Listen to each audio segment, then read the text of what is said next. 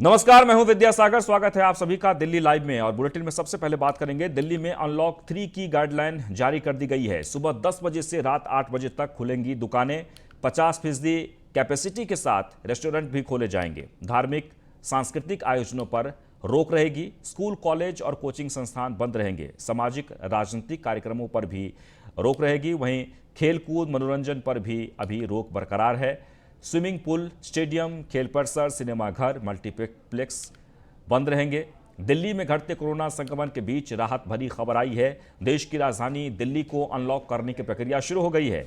मुख्यमंत्री अरविंद केजरीवाल ने press conference कर कहा कि कल सुबह 5 बजे के बाद से कुछ गतिविधियों को छोड़कर सभी गतिविधियों की अनुमति है। दिल्ली में कल से सारी दुकानें, मॉल्स और रेस्टोरेंट खुलेंगे। स्कूल, कॉलेज, स्विमिंग पूल समेत स्पा, पार्क और गार्डन अभी बंद रहेंगे। दिल्ली में सुबह 10 से रात के 8 बजे तक दुकानों को खोलने का समय है। एक हफ्ते तक इन नियमों के साथ चलकर देखा जाएगा। अगर कोरोना के मामले बढ़ने लगे तो फिर से पाबंदियां बढ़ा दी जाएंगी। केजरीवाल ने कहा कि दिल्ली में कोरोना के मामले काफी कम हो चुके हैं और स्थिति अब नियंत्रण में आ गई है।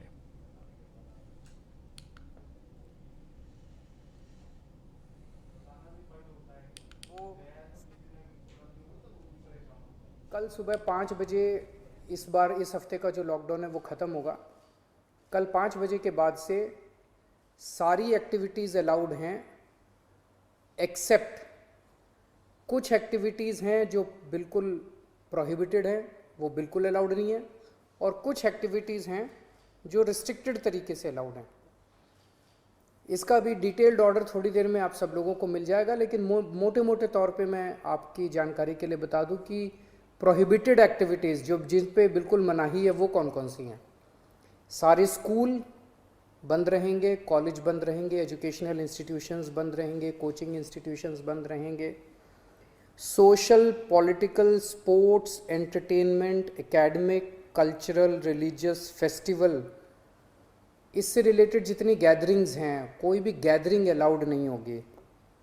स्विमिंग पूल बंद रहेंगे, स्टेडियम बंद रहेंगे, स्पोर्ट्स कॉम्प्लेक्स बंद रहेंगे, सिनेमा, थिएटर, मल्टीप्लेक्स बंद रहेंगे, entertainment parks, amusement parks, water parks बंद रहेंगे, banquet halls, auditoriums, assembly halls बंद रहेंगे, business to business exhibitions, spas, gymnasium, yoga institutes बंद रहेंगे, और पब्लिक पार्क्स और गार्डन्स बंद रहेंगे। ये प्रोहिबिटेड एक्टिविटीज़ हैं, ये बिल्कुल पूरी तरह से बंद हैं। कल सुबह 5 बजे इस बार इस हफ्ते का जो लॉकडाउन है वो ख़त्म होगा।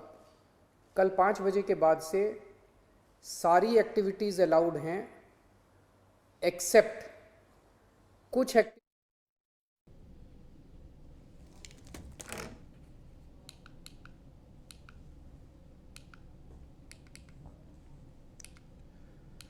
वहीं राजधानी दिल्ली में कोरोना की तीसरी लहर की तैयारियों को लेकर पंजाबी बाग स्थित महाराजा अग्रसेन हॉस्पिटल में आज ऑक्सीजन प्लांट का उद्घाटन किया गया। वहीं इस मौके पर केंद्रीय पेट्रोलियम मंत्री धर्मेंद्र प्रधान, बीजेपी सांसद प्रवेश वर्मा, बीजेपी दिल्ली प्रदेश अध्यक्ष आदेश गुप्ता और आम आदमी पार्टी से राज्यसभा सांसद सुशील गुप्ता समेत कई गणमान्य लोगों ने शिरकत की।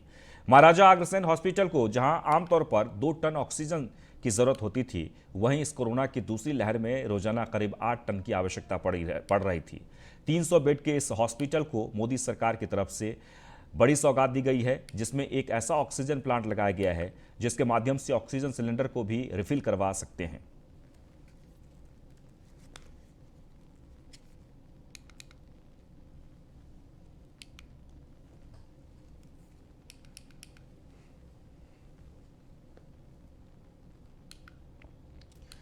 वहीं न्यूज़ 1 इंडिया के संवाददाता दीपक शर्मा ने आम आदमी पार्टी के राज्यसभा सांसद सुशील गुप्ता से खास बातचीत की है। सुनिए।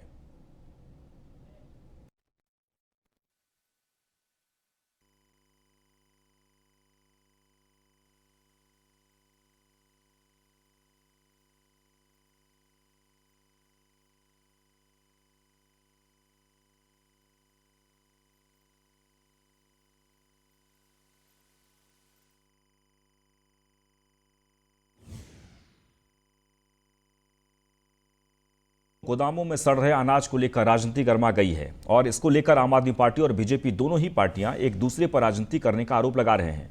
जहां आम आदमी पार्टी के विधायक दिलीप पांडे का कहना है कि बीजेपी ने एमसीडी के स्कूलों को जानबूझकर बंद करके अनाज को सड़ने दिया। वहीं इसको लेकर आज बीजेपी के सभी 8 विधायक सीरसपुर स्थित एफसीआई के गोदाम पर पहुंचे और वहां सुरक्षा कर्मियों ने गोदामों के अंदर नहीं जाने दिया, जिसके विरोध में बीजेपी के विपक्ष नेता रामवीर सिंह बिधूड़ी, विजेंद्र गुप्ता, ओपी शर्मा, अनिल वाजपेयी, मोहन सिंह बिष्ट, अजय माहौर, जितेंद्र महाजन और अभय वर्मा सभी विधायक गोदाम के बाहर धरना देकर बैठ गए और केजरीवाल सरकार के खिलाफ जमकर नारेबाजी की।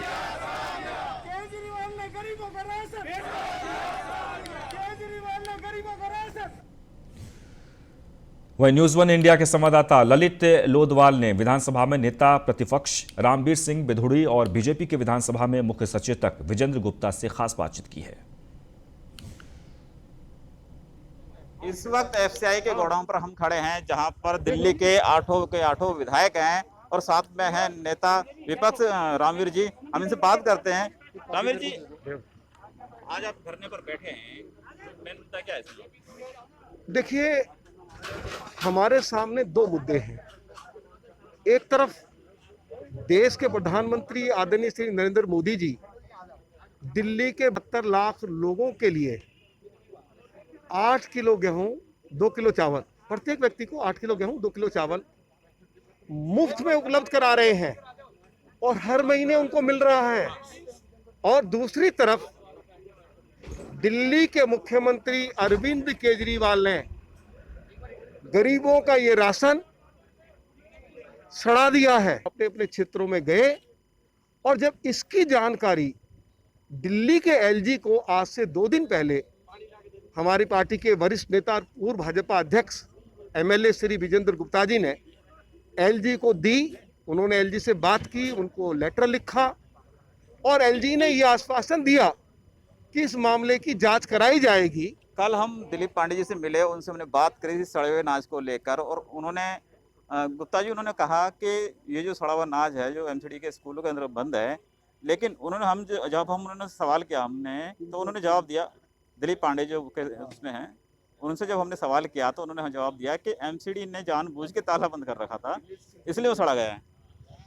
देखिए, दिल्ली की सरकार ने सैकड़ों करोड़ रुपए की किट खरीदी और अनाज खरीदा, गेहूं चावल खरीदा बाजार भाव पे और उसको गरीबों तक नहीं पहुंचाया। आप देख सकते हैं यहाँ पर भाजपा के तमाम 8 विधायक हैं, लेकिन अब देखने वाली बात यह है कि अरविंद केजरीवाल जो हैं वो इन लोगों की मांग को लेकर क्या निर्णय लेते हैं और क्या जांच बिठाते हैं। ललित लोदवाल, मीडिया।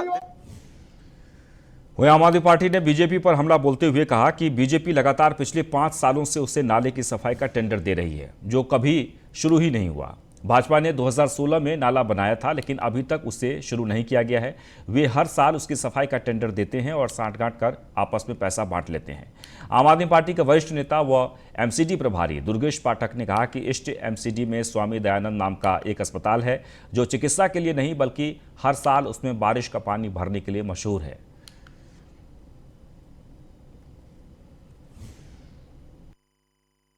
भ्रष्टाचार कैसे करना चाहिए, अगर मुझे लगता है कभी कोई इंस्टीट्यूशन बने तो उसके सबसे अच्छे शिक्षक होंगे भारतीय जनता पार्टी के नेतागण।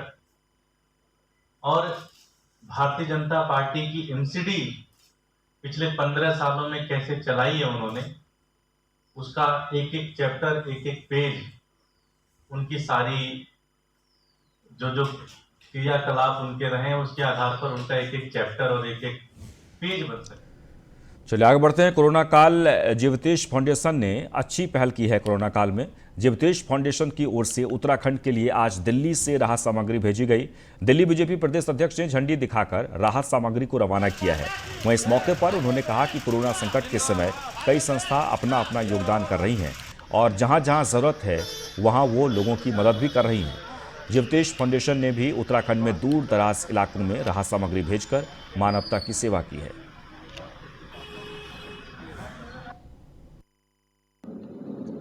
देखिए, कोरोना महामारी के संकट के समय हर देशवासी, हर संस्था अपना योगदान कर रही है और जहाँ जहाँ ज़रूरत है राहत सामग्री, दवाइयाँ, सैनिटाइज़र, मास्क देने का काम कर रहे हैं।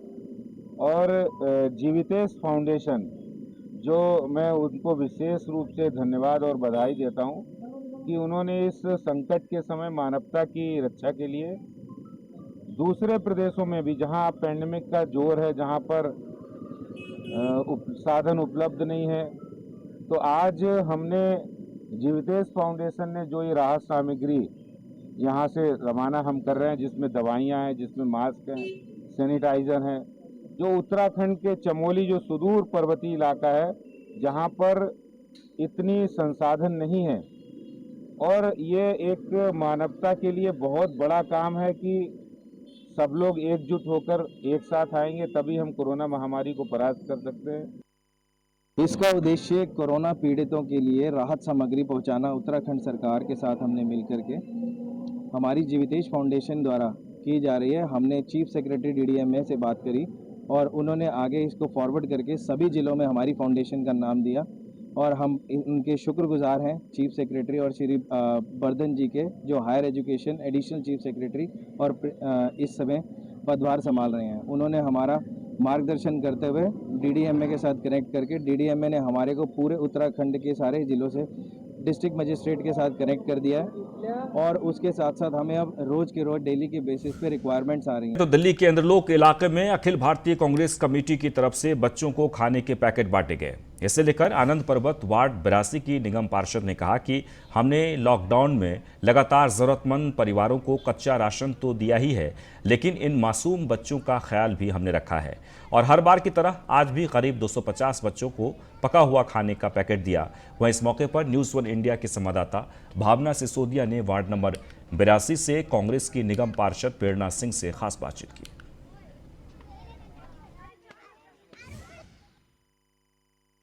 हम मौजूद हैं सदर बाजार विधानसभा के वार्ड नंबर 82 में, जहां की काउंसलर प्रेरणा जी आज जरूरतमंद लोगों को और साथ ही कुछ बच्चों को खाना बांटने निकली हैं। आइए उनसे बात करते हैं। मैम, आज आप बच्चों को खाना बांटने निकली हैं, कब से आगे? देखिए, हम लोग लगातार लॉकडाउन में लोगों तक सूखा और पका हुआ खाना पहुंचाने का काम समय समय पर करते आए हैं।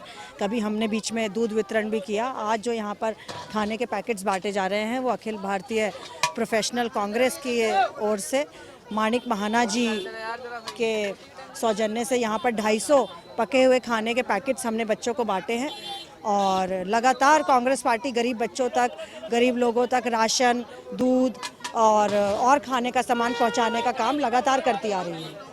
मैम, ये काम कब से चल रहा है और आगे कब तक जारी रहेगा? देखिए, पिछले लॉकडाउन में भी लगातार कांग्रेस का एक एक कार्यकर्ता और कांग्रेस पार्टी पूरे जोर शोर से सेवा में लगी रही, और इस बार भी लगातार हम लोग ये काम कर रहे हैं। यथाशक्ति हम लोगों को राशन भी बांट रहे हैं, और ऑल इंडिया प्रोफेशनल कांग्रेस ने इस काम में हमारा बहुत सहयोग भी किया। उन्होंने सूखा राशन के लिए भी हमें राशि दी गई, और आज ये उनकी तरफ से दूसरी बार पका हुआ राशन भी हमारे क्षेत्र में भेजा गया, जो कि आज बच्चों को बांटा जा रहा है। तो ये चीज़ बस मैम कोविड से रिलेटेड ही, या फिर ये आगे भी ऐसे चलता रहेगा? देखिए, वार्ड लेवल पे हम लोग समय समय पर इस तरीके के राहत के कार्यक्रम करते रहते हैं, भंडारा करते हैं, लोगों तक सूखा गीला राशन पहुंचाते हैं, और भी किसी को ज़रूरत पड़ती है तो उसके लिए पूरी तत्परता से चलते हैं। मगर ये जो AIPC की तरफ से जो वैन आई है, ये कोविड महामारी के मद्देनज़र आई है। तो जैसा कि आपने देखा, प्रेरणा जी का साफ कहना है कि AIPC की तरफ से जो वैन आई है वो कोविड महामारी के चलते लोगों के बीच में वक्त से खाना पहुंच जाए, इसलिए ये सेवा दी जा रही है। और साथ ही ज़रूरतमंद लोगों को जिन चीज़ों की ज़रूरत होती है, जैसे कि सूखा राशन, दूध या और भी किसी चीज़ की ज़रूरत होती है, तो वो इनकी तरफ से उपलब्ध कराई जाती है। दिल्ली से न्यूज़ 1 इंडिया के लिए भावना। दिल्ली के चांदनी चौक में विश्व चैंपियन पावर लिफ्टर और भारतीय power lifter Gaurav Sharma corona काल में जरूरतमंद लोगों की मदद करने के लिए आगे आए हैं। गौरव हर रोज करीब 1000 लोगों के लिए खाना खुद बना रहे हैं और उसे बांट भी रहे हैं। सरकार द्वारा स्वास्थ्य दिशा निर्देशों का पालन करते हुए गौरव जरूरतमंद लोगों को खाना पहुंचा भी रहे हैं, और उनके इस निस्वार्थ सेवा में उनका NGO पिंगाक्ष फाउंडेशन और द रसोई ऑन व्हील्स फाउंडेशन भरपूर साथ दे रहे हैं।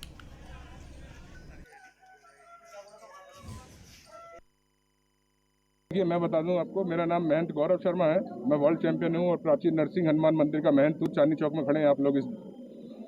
मैं आप लोग देख रहे होंगे, मैं पिछले 1 महीने से ऊपर हो गया है मेरे को, मैं डेली 1000 से ऊपर लोगों को यहाँ खाना, सैनिटाइजर, मास्क हम लोगों को प्रोवाइड करवा रहे थे।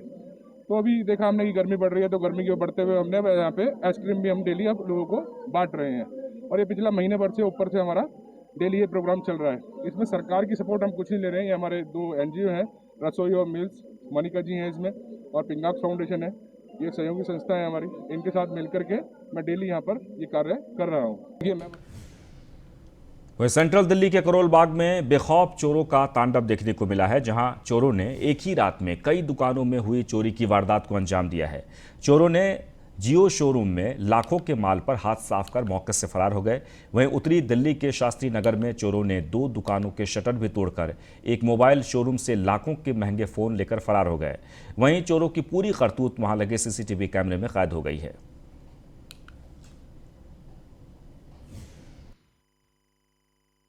4:10 मेरे पास 4:15 बजे कॉल आई थी, यहाँ पर दुकान आपकी खुली हुई है, तो चलता हुआ जा रहा होगा, उसने मुझे नंबर लिख के कॉल किया। नंबर लिख के कॉल किया, मैंने कैमरे अपने फ़ोन में खोल के देखे, सारा शटर खुला हुआ था, सायरन बज रहा था और सारा माल गायब था अंदर से। तो मैं यहाँ पर आया हूँ, यहाँ पर कुछ लोग खड़े हुए थे और अंदर कोई माल नहीं था, सायरन चालू था। तो बाजार के अंदर कोई चौकीदार है यहाँ पर? बाजार के अंदर यहाँ पर चौकीदार लॉकडाउन से पहले थे, उसके बाद अब कोई चौकीदार नहीं है। कितने का माल गया है, कितने का? 20 से 25 लाख रुपए का माल गया।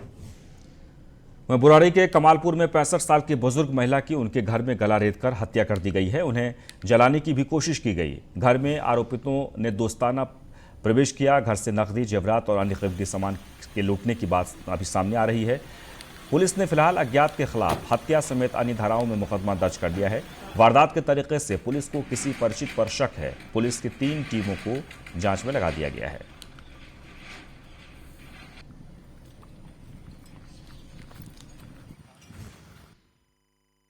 हाँ सर, लगभग ये 65 साल की बुजुर्ग महिला है जो इसी वाले घर में रहती थी अपने परिवार के साथ। और जो खबर मिली है, लगभग रात में कुछ लोग चोरी के मकसद से इधर आए होंगे और फिर इनकी बुजुर्ग की हत्या हो गई। लेकिन बड़ी चौंकाने वाली बात है कि जब पुलिस अंदर गई तो इधर सारी चीज़ें बहुत फैली हुई थी और ऐसा लगता है कि शायद जलाने की भी कोशिश की गई थी। तो ये बड़ा पेचीदा मोड़ है।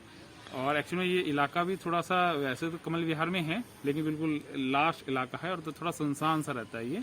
तो हमेशा इधर थोड़ा सा ऐसी गतिविधियाँ, इस टाइप के लोग रहते हैं, मतलब आपराधिक किस्म के तत्व के लोग जो यहाँ की जो जनता बताती है, निवासी बताते हैं कि हाँ आसपास घूमते।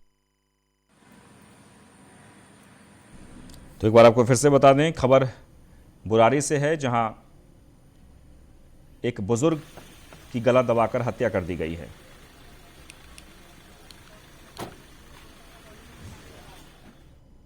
आगे बढ़ते हैं। दिल्ली के थाना भजनपुरा इलाके के यमुना विहार में बेखौफ दबंगों का कहर देखने को मिला, जहां दबंगों ने एक परिवार के ऊपर जानलेवा हमला कर दिया और घर में मौजूद छोटे छोटे बच्चों को भी नहीं बख्शा। बताया जा रहा है कि दबंगों ने सोसाइटी का गेट न खोलने पर परिवार की बेरहमी से पिटाई की, जिसके बाद सभी घायलों को आनन फानन में अस्पताल में भर्ती कराया गया है। फिलहाल पुलिस ने मामला दर्ज कर आरोपियों की तलाश में जुट गई है। वहीं इस हमले से पूरा परिवार सहमा हुआ है।